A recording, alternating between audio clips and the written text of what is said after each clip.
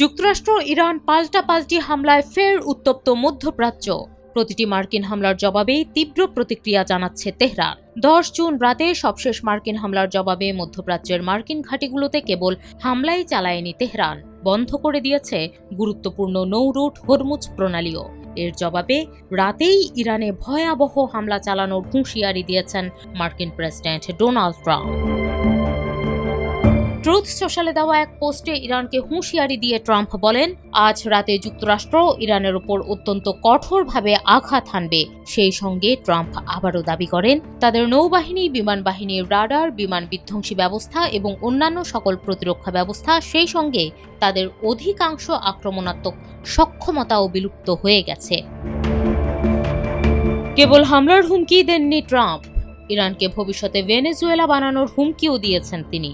বলেন, অদূর ভবিষ্যতের কোনো এক সময়ে আমরা খার্ক দ্বীপ এবং ইরানের অন্যান্য তেল অবকাঠামোগত স্থানগুলো দখল করব। তাদের তেল ও গ্যাস বাজারের উপর সম্পূর্ণ নিয়ন্ত্রণ নেব, ঠিক যেমনটা আমরা ভেনেজুয়েলায় করেছি।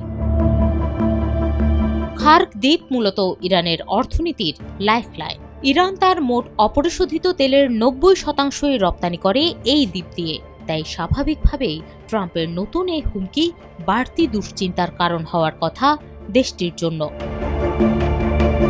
তবে ট্রাম্পের নতুন এই হুমকিকে খুব একটা গুরুত্ব দিচ্ছে না ইরানের শীর্ষ কর্মকর্তারা, বরং পাল্টা হুঁশিয়ারি দিয়েছেন তারা। ইরানের সর্বোচ্চ নেতার প্রধান সামরিক উপদেষ্টা মোহসেন রেজাই বলেন, মার্কিন প্রেসিডেন্ট ডোনাল্ড ট্রাম্প ভাবেন যে বোমা তাকে তার নিজের তৈরি করা চোরাবালি থেকে বের করে আনতে পারবে, কিন্তু ইরানের ক্ষেপণাস্ত্র তাকে আরও গভীরে ডুবিয়ে দেবে। অন্যদিকে ইরানের উপ-পররাষ্ট্রমন্ত্রী কাজেম গরিবাবাদী বলেন, এই বেআইনি ও বিপজ্জনক কর্মকাণ্ডের পরিণতির সম্পূর্ণ দায় যুক্তরাষ্ট্র এবং এতে অংশগ্রহণকারী বা সহযোগিতাকারী যে কোনো পক্ষকে নিতে হবে।